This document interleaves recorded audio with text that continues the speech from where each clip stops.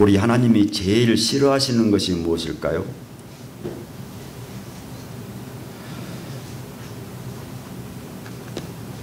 정답부터 알려드리겠습니다. 종살이, 노예생활입니다. 성경책 중에 제일 앞에 있는 창세기 내용도 하나님이 사람을 창조하실 때 종살이 하지 말라고, 세상의 종노릇 하지 말라고 하나님의 형상으로 창조했습니다.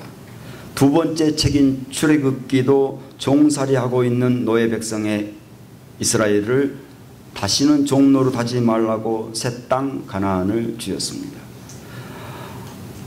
복음서 요한복음 8장 32절 말씀에 진리를 알지니 진리가 너희를 자유롭게 하리라. 예수님은 이것이 복음이라고 말씀하십니다. 성경의 마지막 책인 요한계시록 22장 5절 말씀에 다시는 밤이 없겠고 등불과 햇빛이 쓸데없으니 이는 주 하나님이 그들에게 빛이심이라 그들이 세세토록 왕노릇하리로다 말씀합니다. 오늘 말씀인 에스겔 47장에서 이스라엘이 바벨론 포로 생활 곧 종살이하고 있는 것을 하나님이 꼴보기 싫어해서 포로 생활을 벗어나서 하나님의 성전에서 흘러나오는 물로서 살게 된다고 말씀하는 겁니다. 종살이는 어떨까요? 기쁠까요? 슬프겠죠. 주인이 하라는 대로 해야 되니 슬픕니다. 재밌을까요? 절망적입니다. 내가 진정하고픈 일도 못해서 절망적입니다. 만족스러울까요? 고통스럽습니다. 나는 없고 주인만 있으니 고통스럽습니다. 희망의 말씀으로 우리를 참 자유인으로 초대하십니다. 하나님은 우리 이름을 불러서 초대하고 계십니다. 우리 이제 옆 사람 이름을 불러서 인사 나누겠습니다. 아무개 형제님 참 잘 오셨네요.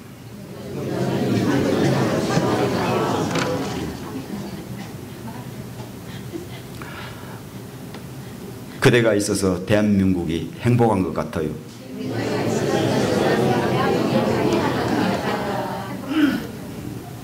자매님 힘내세요. 뭔 형제님 보고 자매님이라고 그래요.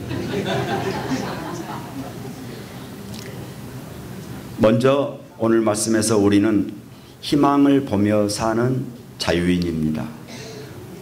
우리는 고단한 삶에 희망을 주시는 하나님 은혜를 보는 사람입니다. 함께 에스겔 47장 6절 말씀 함께 봉독하겠습니다.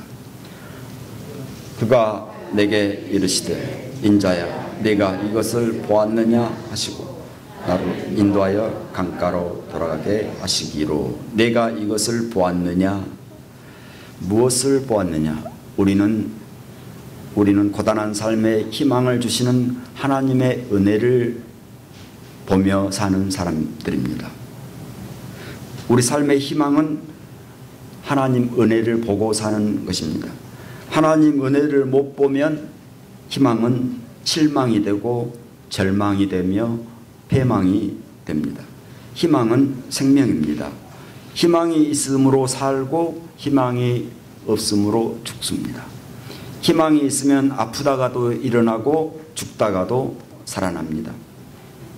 이 생명은 물로 표현되고 있습니다. 에스겔 47장 8절 말씀에 그가 내게 이르시되 이 물이 동쪽으로 향하여 흘러 아라바로 내려가서 바다에 이르리니 이 흘러내리는 물로 그 바다의 물이 되살아나리라. 물은 생명이며 희망입니다. 그래서 교회에서 세례받을 때 물로 세례를 받습니다. 물 세례를 받은 사람은 또한 성령 세례도 받습니다.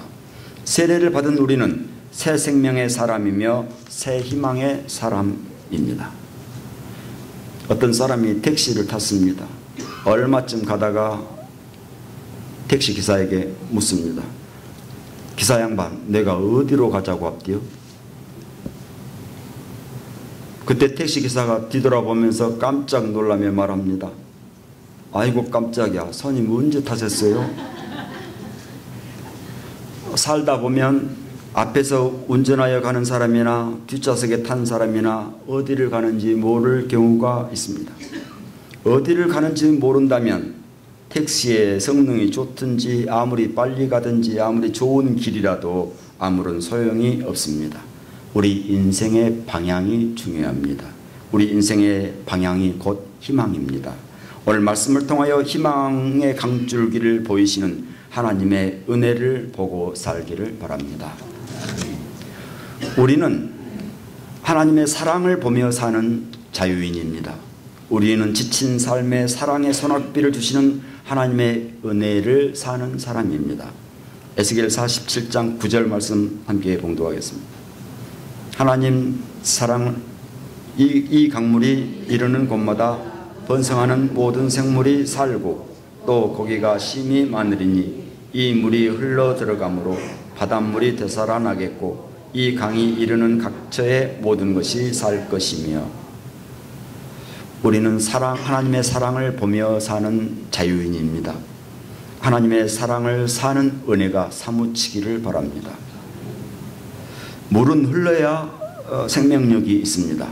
하나님의 은혜와 사랑을 받기만 할 수는 없습니다. 반드시 흘러 넘쳐서 하나님의 사랑이 이웃으로 흘러가게 해야 합니다.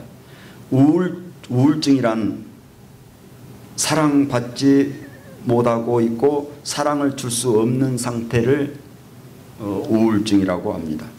그러므로 우울증을 치료하기 위해서는 나는 사랑을 받고 있고 사랑을 주는 사람이 되어야 합니다.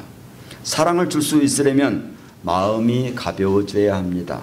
마음이 무거워져 있는 상태를 욕심이라고 합니다. 왜 무겁냐면 욕심 안에 마음도 무겁고 삶도 무겁고 걱정도 무겁습니다. 이것을 욕심이라고 부르는데 왜 욕심이라고 부르냐면 욕만 먹기 때문에 욕심이라고 부릅니다. 욕심을 비우고 사랑을 채우는 은혜가 여러분과 함께하길 바랍니다. 하나님께 사랑을 받았으니 나는 그 사랑을 전하라고 받은 것입니다. 그런데 내 속에 이 전달하는 기능을 방해하는 것이 바로 욕심입니다. 이 욕심이라는 장애가 있습니다. 이 장애를 치우려면 모든 것이 사랑스러워 보이는 안경이 필요합니다. 핑크색을 너무나 좋아하는 왕이 있었습니다.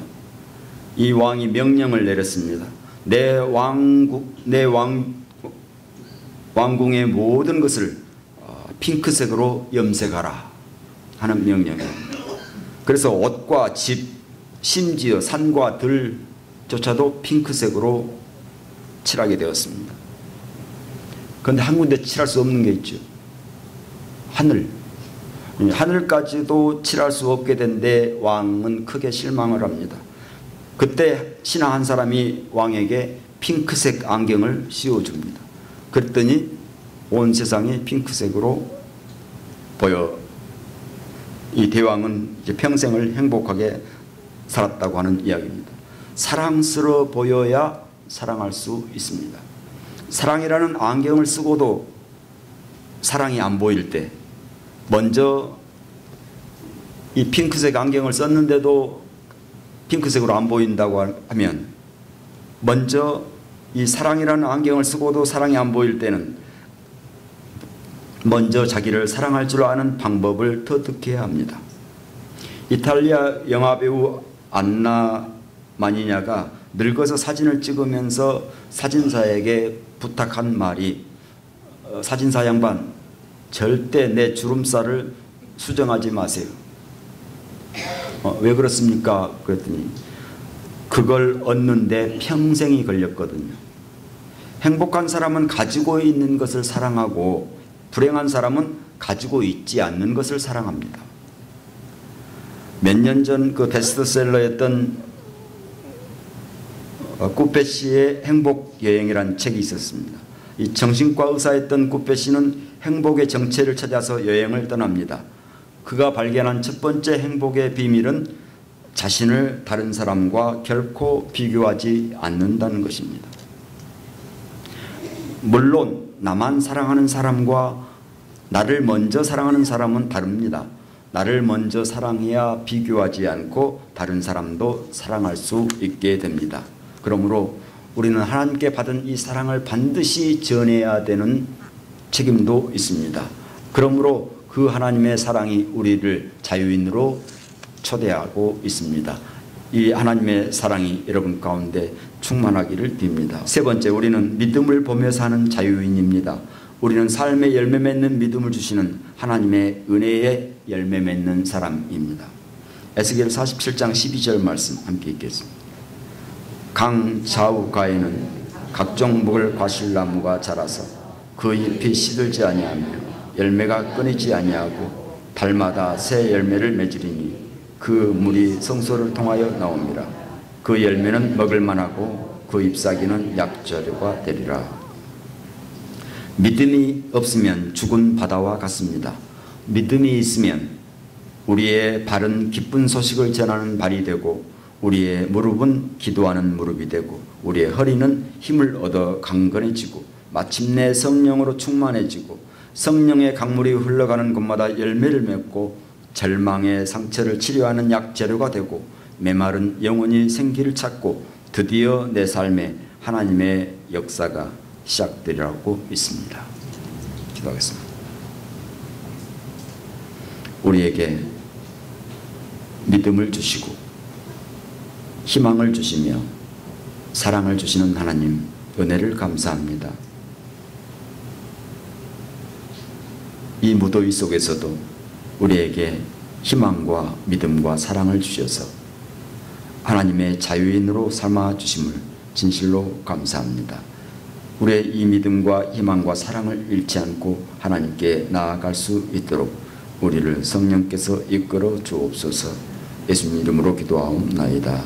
아멘.